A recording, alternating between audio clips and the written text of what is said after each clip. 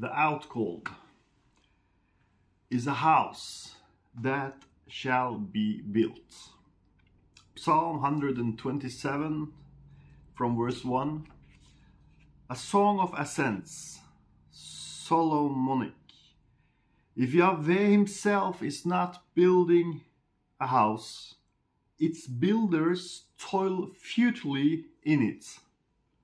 If Yahweh himself is not guarding the city, the sentinel is alert futilely.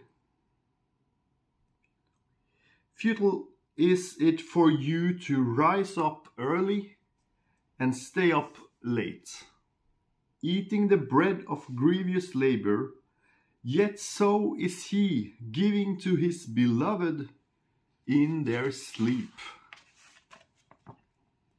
And God uses the hand to build this house. Ephesians 4:11-14.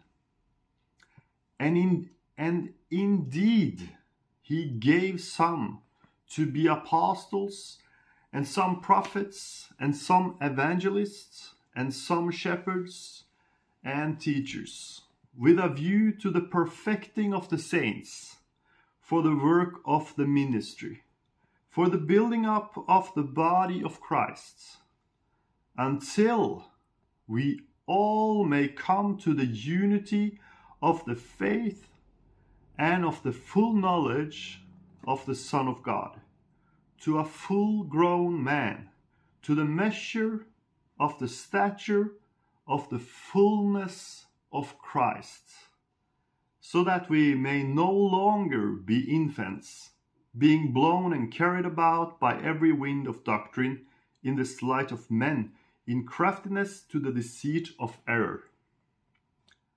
I do not take away that all saints have a task, and as it is written, according to the working in the measure of each single part.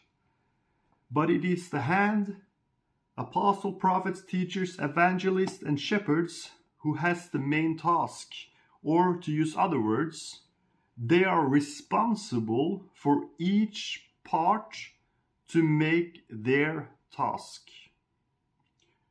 1 Corinthians 3:9 and 10.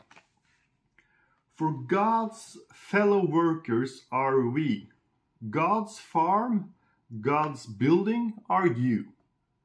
According to God's grace given to me, as a wise master builder, I laid a foundation, but another builds on it. But let each one be careful how he builds. Ephesians 2:20, being built up on the foundation of the apostles and prophets, Jesus Christ himself being the cornerstone. And 1 Corinthians 12:28, and God placed some in the outcalled, firstly apostles, secondly prophets, thirdly teachers, then works of power, then gifts of healing, helps, governings, kinds of languages. From all these scriptures, we see that all the 5 ministries is at work in the building, but that the apostle is most prominent. Then the prophet, then the teacher, then the evangelist, and eventually the shepherd.